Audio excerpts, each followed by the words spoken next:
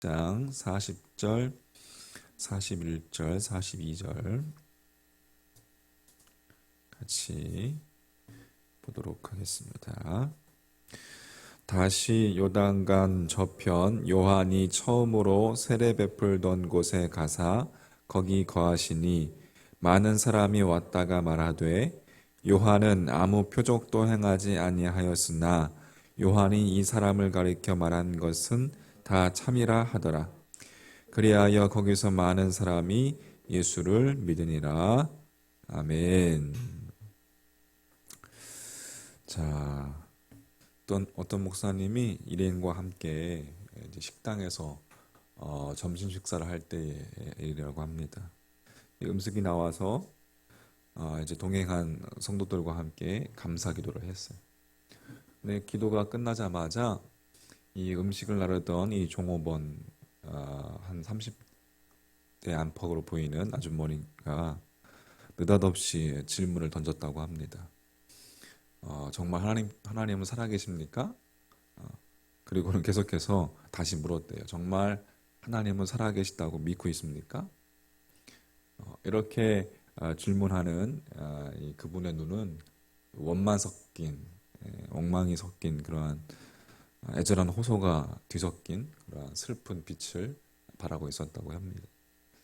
기 목사님이 이제 그렇게 질문하는 의도를 알고 대체 어떠한 일을 겪었기에 하나님이 계시지 않는다고 그렇게 생각하고 계십니까? 한번 이야기를 해보시죠.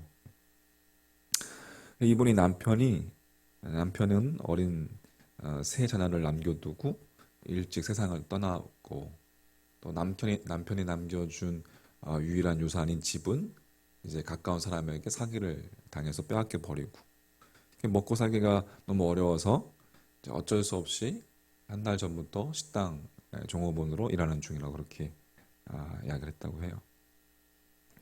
그리고 자신이 이제 어릴 때부터 하나님을 믿었음을 밝히면서 정말 하나님이 계시다면 어릴 때부터 하나님을 믿어온 제게 어째 이러한 일이 일어날 수 있단 말입니까?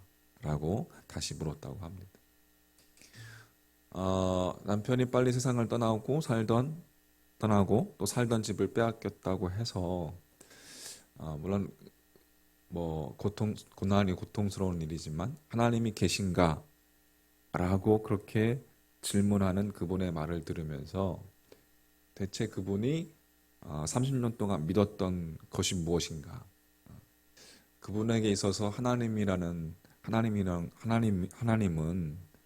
인간의 이 무병장수 그리고 인간의 재산을 지켜주는 부적이나 뭐 수호신 정도에 지나지 않았다는 말인가? 그렇게 목사님 생각이 들었다고 합니다. 오늘 우리가 읽었던 짧은 본문에 의하면 이제 주님께서 지금 이제 세례 요한이 처음으로 세례를 주던 곳, 다시 말해서 주님께서 공생애를 시작하실 때 친히 세례 받으셨던 곳에 지금 다시 오신 거예요. 그리고 바로 그곳에서 있었던 일을 42절은 우리에게 이제 밝혀주고 있습니다. 42절에 보면 그리하여 거기서 많은 사람이 예수를 어떻게 하니라? 믿으니라라고 되어 있습니다. 자, 한두 사람이 주님을 믿은 것이 아니라 그곳에서 많은 사람들이 예수님을 믿었다고 그렇게 기록되어 있어요. 그런데 이들의 믿음도 방금 이야기했던 일찍 세상을 떠난 남편 또 빼앗긴 재산 때문에 하나님의 존재를 의심하는 그분의 이 믿음과 본질적인 차이는 없어 보인다는 것이죠.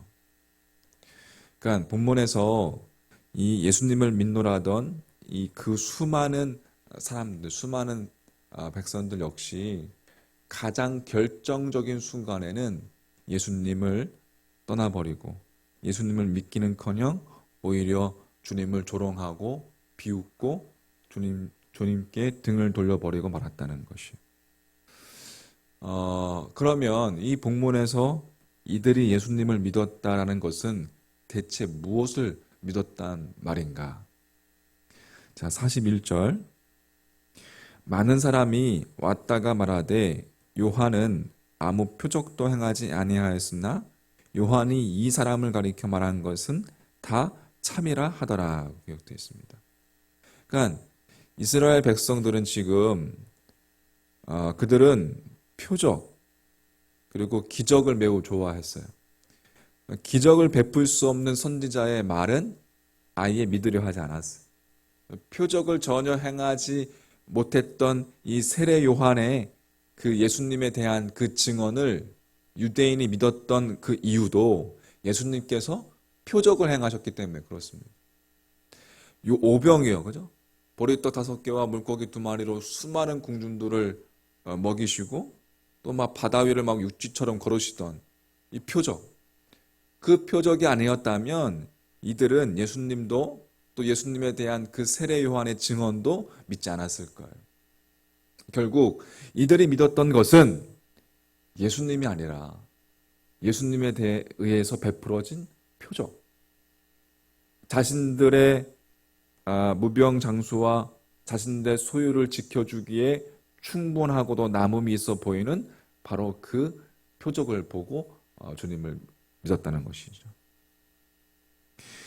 그래서 십자가에 이제 매달린 이 주님으로부터 예수님으로부터 더 이상 표적을 기대할 수 없다고 여겼을 때에 이들은 예수님을 미련 없이 떠나버리게 된 것이죠. 여러분, 하나님을 믿는다면서도 우리 그리스도인의 믿음의 내용, 이 믿음의 내용이 여러분 눈에 보이는 표적에 국한되어 있다면 그리스도인들과 다른 종교인들과 별반 차이가 없어 보이는 것이죠. 왜? 이 세상의 모든 다른 종교들도 표적을 보입니다. 표적을 가지고 있어요. 그들도 표적을 보여줄 수 있다고 그렇게 말하기 때문에 그렇습니다. 모세가 지팡이가 던졌을 때 뱀으로 변했던 것처럼, 근데 그것을 애굽의 요술사들도 마술사들도 그렇게 다 똑같이 행했죠.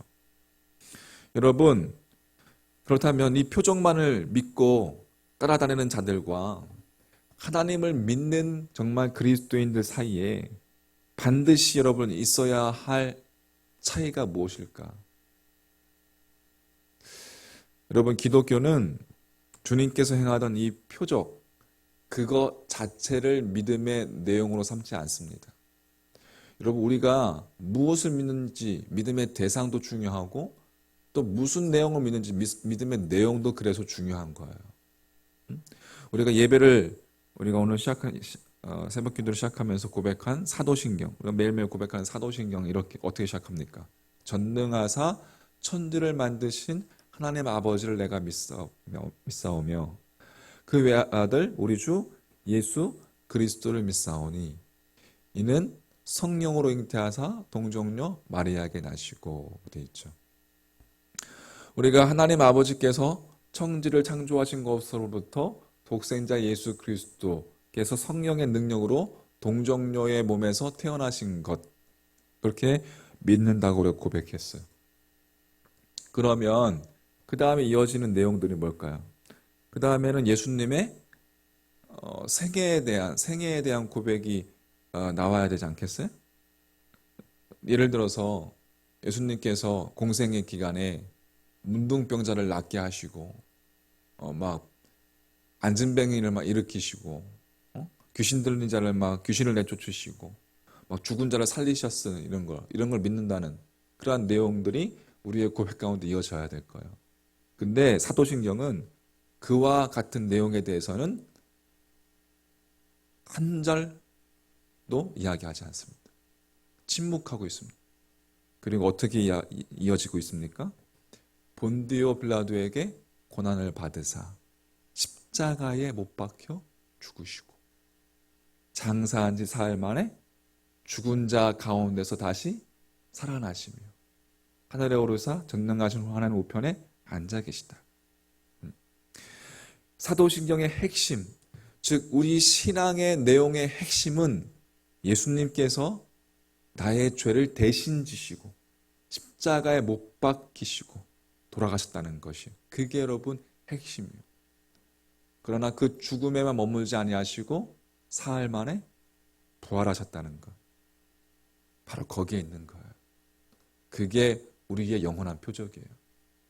그리스도인들이 예수님을 믿는 이유는 다른 종교에도 있는 그 표적을 행하셨기 때문이 아니라 그분께서 나의 죄를 대속제물로 대속하셔서 십자가에 못 박혀 죽었다는 사실, 우리의 구원자가 되어셨다는 사실, 그리고 영원한 생명으로 우리를 인도하실 부활자가 되셨다는 사실, 여러분 거기에 있는 거예요. 그러면서 사도신경을 어떻게 마무리하고 있습니까? 우리 죄를 사하여 주신 것과 몸이 다시 사는 것과 영원히 사는 것을 믿사옵나이다. 예수 그리스도를 믿을 때 우리의 죄가 사함을 받고 우리의 육체가 비록 세상에서 흙으로 돌아갈지라도 반드시 그리스도 안에서 부활해서 영원한 생명을 누리게 된다는 것을 믿는 믿음. 그것이 우리가 추구해야 할 믿음의 내용인 거예요. 정확하게 우리가 알아야 합니다. 여러분, 그래서 여러분 세상에서 뭐 병고침 받거나 뭐 병등자가 안진뱅이가 일어서거나 뭐 눈먼 자가 눈을 뜨거나 뭐 이런 것도 기적이지만 근데 그것은 우리의 믿음의 대상이 될 수는 없죠. 그것은 사라지게 될 뿐입니다. 누구나 다 우리는 죽음을 경험하죠. 그러나 그 죽음을 이기신 죽음 이후에 영원한 생명을 주신 십자가에서 우리 죄를 대속하여 돌아가신 구속의 은혜, 또 부활의 은혜, 그것이 여러분 우리의 믿음의 내용이 되어야 한다는 것.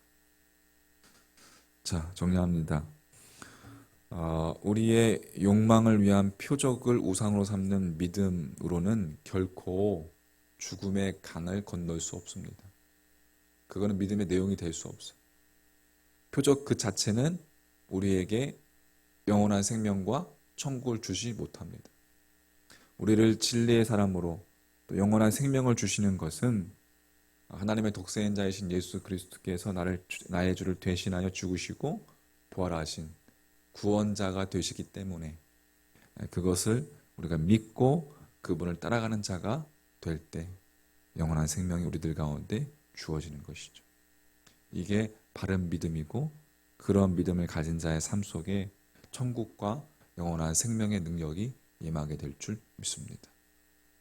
그렇게 오늘도 주님 따라가는 그러한 귀한 여러분과 저의 믿음의 자세와 모습이 되기를, 믿음의 내용이 되기를 주의 이름으로 간절히 축원합니다. 아멘. 기도하겠습니다.